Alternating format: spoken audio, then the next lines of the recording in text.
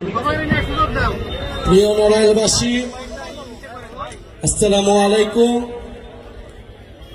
দেশ গড়তে জুলাই পদযাত্রায় আমরা আজকে এসেছি আমাদের প্রিয় নড়াইলে।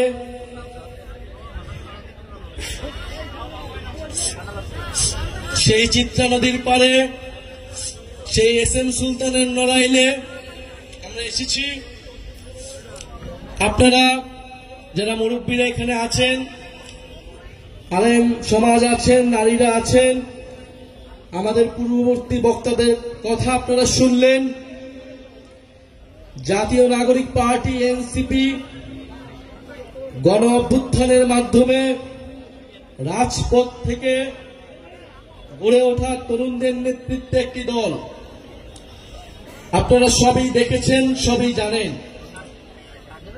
2024 সাল, গত বছর যে জুলাই আগস্ট অভ্যুত্থানের মাধ্যমে এদেশের ছাত্র তরুণ জনতা রাজপথে নেমে এসেছিল নিজের জীবন দিয়ে। আপনাদের সন্তানেরা, আপনাদের ভাই, আপনাদের বোন, আপনাদেরই কারো বাবা রাস্তায় নেমে এসেছিল বাংলাদেশের মানুষের জন্য, দেশের স্বাধীনতা রক্ষা করার জন্য। এই নড়াইলেও 2 থেকে 3 জন শহীদ রয়েছেন। আমরা আজকের এই পথসভা থেকে নড়াইল সহ বাংলাদেশের গণ অভ্যুত্থানের সকল শহীদদেরকে শ্রদ্ধার সাথে স্মরণ করছি, শহীদ পরিবারদের প্রতি শ্রদ্ধা জানাচ্ছি, আহত যোদ্ধাদের প্রতি স্মরণ করছি। আমরা যে আজকে কথা বলতে পারছি স্বাধীনভাবে, মুক্তভাবে পারছি এই সকল শহীদদের আত্মত্যাগ, আহত যোদ্ধাদের আত্মত্যাগের ফলে। কিন্তু 1 বছর হয়ে গিয়েছে, আমরা সেই সকল শহীদদের, সেই সকল আহতদের যে আত্মত্যাগ, যে রক্তত্যাগ, তাকে যথাযথভাবে সম্মান দেখাতে পারিনি। এই গণ অভ্যুত্থানের পরে আমাদের স্বপ্ন ছিল যে যারা এই গণ অভ্যুত্থানে অংশগ্রহণ করেছে, দল মত নির্বিশেষে আমরা এই দেশটাকে নতুন ভাবে গড়ে তুলব।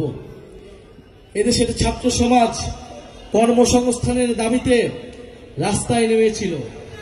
তারা পড়াশোনা করে চাকরি পায় না, সেই চাকরির ন্যায্য দাবিতে তারা আন্দোলন গড়ে তুলেছিল। সেই আন্দোলনে পুলিশ, ছাত্রলীগ, সন্ত্রাসী বাহিনী সকলে নির্মমভাবে গুলি চালায়। আমাদের হাজারের উপরে ভাই শহীদ হন। আমরা সেই সকল শহীদদের রক্তের উপরে দাঁড়িয়ে আজকে কথা বলছি। আপনারা যারা আজকে এখানে এসেছেন, শুনছেন, আমাদের সার্জিস আলম বলেছেন যে একটা নতুন দল করা আমাদের লক্ষ্য ছিল না। আমাদের লক্ষ্য ছিল এই দেশটাকে পুনর্গঠন করা, এই দেশটাকে ভালো মতো তৈরি করা। বিদ্যমান যে রাজনৈতিক দলগুলো ছিল, যদি তাদের নেতৃত্বে দেশ পুনর্গঠন হওয়া সম্ভব হইতো, তাহলে হয়তো আমাদের দল করার প্রয়োজনই হইতো না। কিন্তু আমরা আস্থা রাখতে পারি নাই। আমরা গণ অভ্যুত্থানের পরে 7 মাস দেখেছি দেশের রাজনৈতিক যে দলগুলো রয়েছিল তারা কিভাবে ক্ষমতার জন্য, আসন ভাগ বাটোয়ারার জন্য ব্যস্ত হয়ে গিয়েছিল। একটা গণ অভ্যুত্থানকে তারা গণ অভ্যুত্থান হিসেবেই স্বীকার করতে চায় না। তারা মনে করে শুধু ক্ষমতার পরিবর্তনের জন্যই এই গণ অভ্যুত্থান হয়েছিল। কিন্তু আমরা মনে করি যে দেশ পুনর্গঠনের জন্য, একটি সমৃদ্ধ বৈষম্যহীন গণতান্ত্রিক বাংলাদেশের জন্য এই গণ অভ্যুত্থান হয়েছিল। আপনার সন্তান, আমাদের ভাইরা রাজপথে নেমে এসেছিল সেই নতুন দেশ গড়ার জন্যে। 1 বছরও যখন আমরা পাইনি সেই আমাদের আকাঙ্ক্ষিত বাংলাদেশ, সেই আমাদের প্রত্যাশিত বাংলাদেশ, ফলে আমরা রাস্তায় নেমেছি। আবার আমরা আপনাদের কাছে যাচ্ছি, আপনাদের এলাকায় যাচ্ছি, আপনাদের দরজায় যাচ্ছি।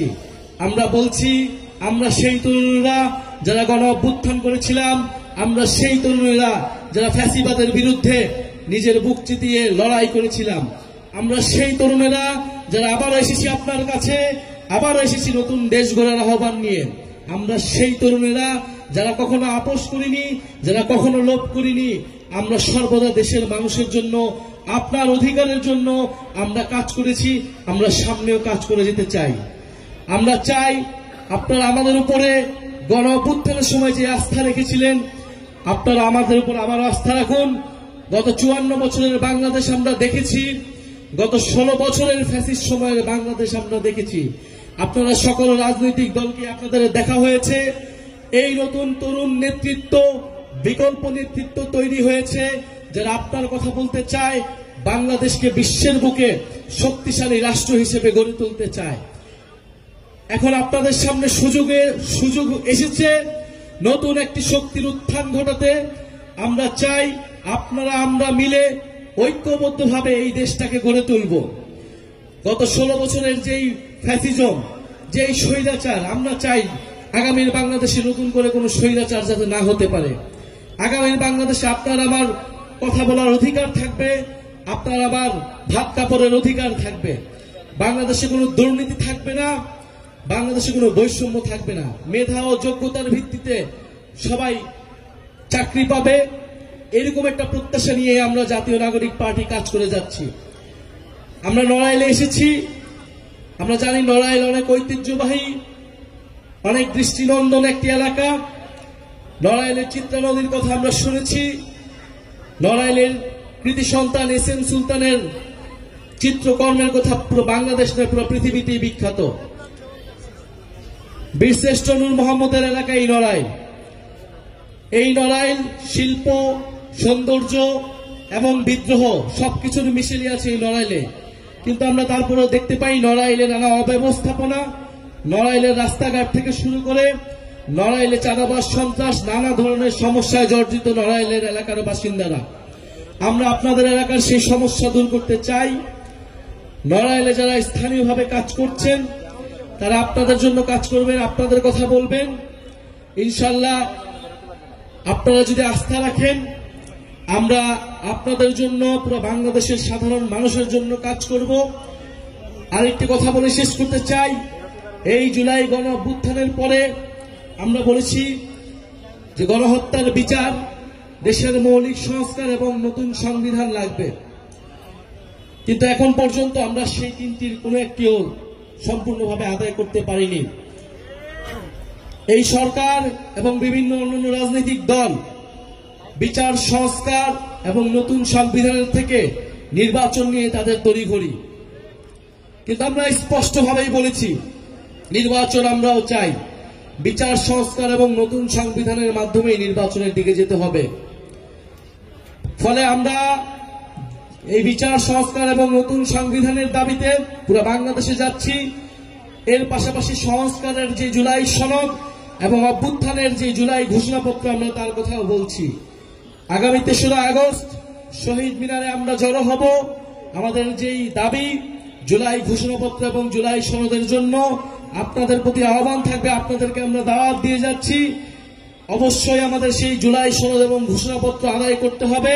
এটা শুধু বাংলাদেশের জন্য নয়, এটা এই নড়াইলের জন্য, যারা নড়াইলে শহীদ হয়েছে, যারা নড়াইলের যুদ্ধ করেছে, আহত হয়েছে, তাদের সকলের মর্যাদা এবং নিরাপত্তার জন্য আমাদেরকে জুলাই ঘোষণাপত্র অবশ্যই আদায় করতে হবে। নড়াইলবাসী, আজকে আমরা বিদায় নিচ্ছি। ইনশাল্লাহ আপনাদের সাথে আবারও দেখা হবে। আপনারা জাতীয় নাগরিক পার্টির সাথে থাকবেন, অভ্যুত্থানকারী ছাত্র জনতার সাথে থাকবেন এবং যে নতুন বাংলাদেশের আকাঙ্ক্ষা নিয়ে আমরা কাজ করছি সেই আকাঙ্ক্ষার প্রতি থাকবেন। সবাই থাকবেন তো?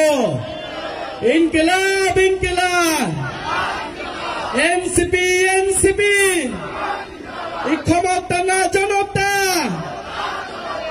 আপোষ না সংগ্রাম, দালালি না রাজপথ, ইনকিলাব।